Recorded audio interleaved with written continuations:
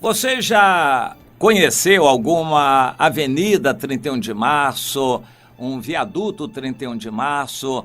Esta data nos reporta a 1964, época em que houve uma revolução militar que tinha muito apoio popular e estabeleceu no Brasil uma nova fase chamada fase do regime militar, que alguns chamam de ditadura, quando o Brasil cresceu economicamente, se acertou, houve ordem, muita coisa mudou e os evangélicos cresceram muito neste período. Depois entrou a nova fase da redemocratização e o país parou de crescer, nunca mais cresceu e está nisto que aí está.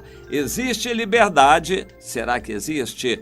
Pois é, na época do regime militar havia liberdade para tudo, menos para uma coisa, para ser comunista e para questionar o regime. Fora isso, havia liberdade para tudo e as instituições funcionavam e a economia crescia, era um modelo para o mundo todo. O Brasil crescia mais que o resto do mundo todo, economicamente, no regime militar.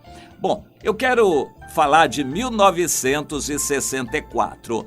Antes, eu me lembro bem, interessante, eu era novo, mas eu me lembro bem do que acontecia. A União Soviética exportava a Revolução Comunista.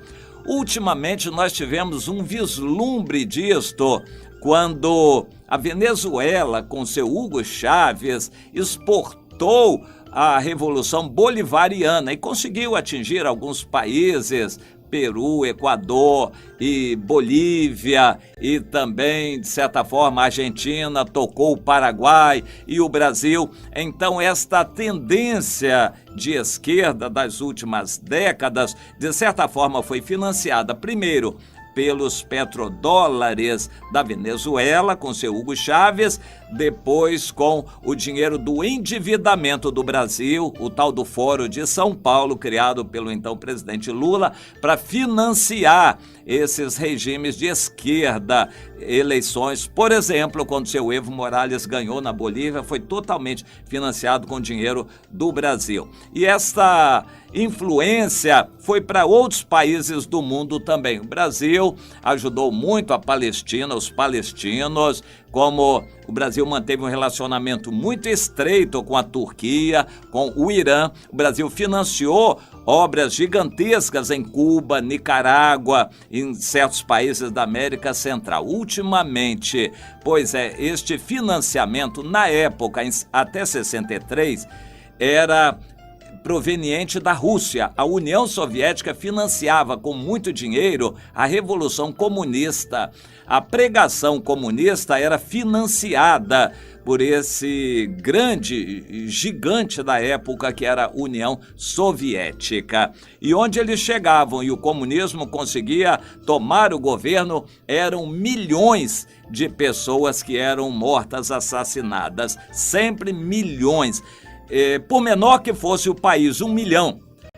Vietnã, Laos, Camboja, esses países experimentaram 1, 2, 3, 4 milhões de assassinados pelo comunismo, apesar de serem países pequenos. No Brasil, nada indica que seria menos do que 1 milhão de pessoas assassinadas se o comunismo tomasse o poder. E já estava prestes a acontecer. Havia um presidente na época que era muito fraco, digamos assim, se assemelhava muito a presidente Dilma atualmente.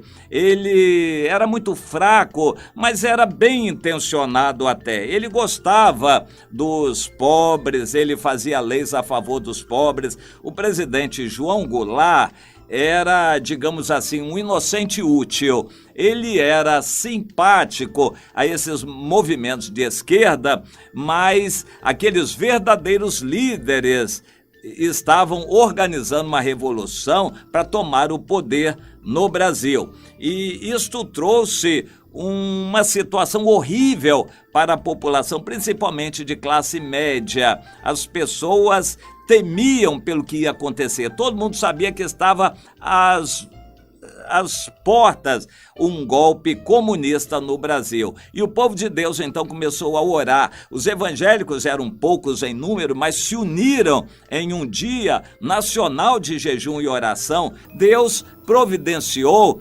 o regime militar. Os militares se levantaram, não unidos no início, foi uma coincidência. No dia 30 de março, houve uma grande reunião no Automóvel Clube, no Rio de Janeiro, da Associação de Sargentos e Subtenentes das Forças Armadas.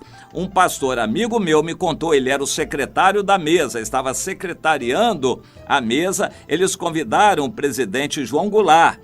E foi, o presidente João Goulart foi, e o Brizola de carona. Eles não convidaram o Brizola, ele foi de carona. E naquela solenidade, eles não eram comunistas. Esse pastor, irmão nosso, ele apenas queria aproveitar a oportunidade da publicidade. E aquela reunião foi transmitida pela televisão.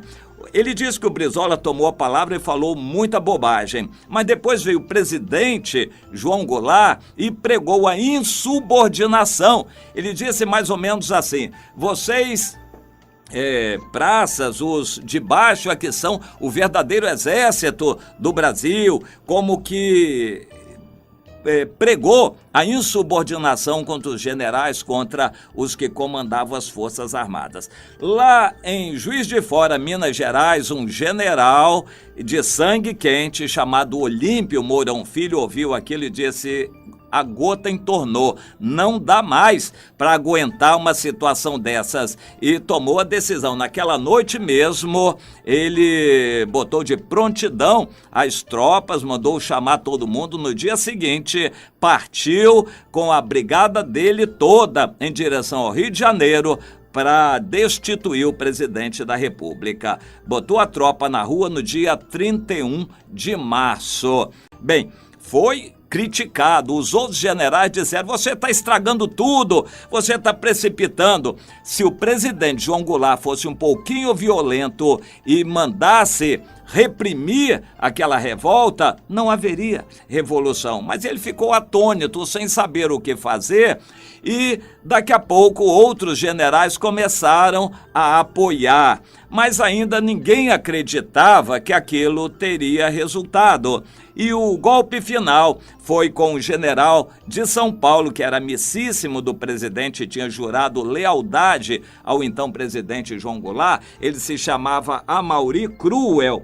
Ele disse que ia defender o presidente, as instituições, mas na última hora, à tarde, ele convocou uma reunião. Isso já foi no dia 1º de abril. Ele convocou uma entrevista coletiva na imprensa e disse que estava apoiando o golpe contra o presidente. Foi o golpe de misericórdia. O presidente João Goulart, quando viu seu amigo, general Amaury Cruel, contra ele, pegou o avião e foi embora do Brasil. Ele teve uma atitude sensata. Para não derramar sangue, ele evitou o confronto e os militares tomaram o poder, e o Brasil está aí auferindo hoje o progresso daquela época.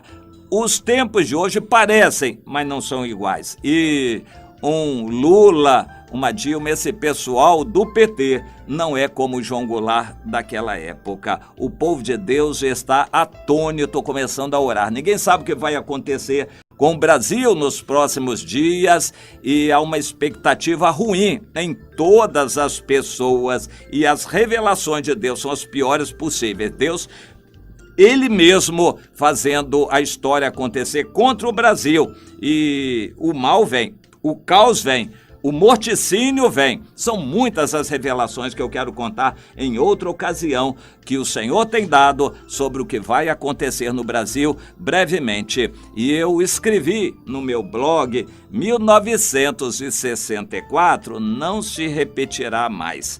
É bom a gente saber que a história não se repete, e pacificamente não vai haver uma transição. Pelo contrário, muitos governos vão se levantar e eu vou parar aqui a palavra, mas em outra ocasião nós vamos voltar a trazer essas revelações de Deus. Por hora é suficiente para você se lembrar disto e se colocar a orar também pelo seu país.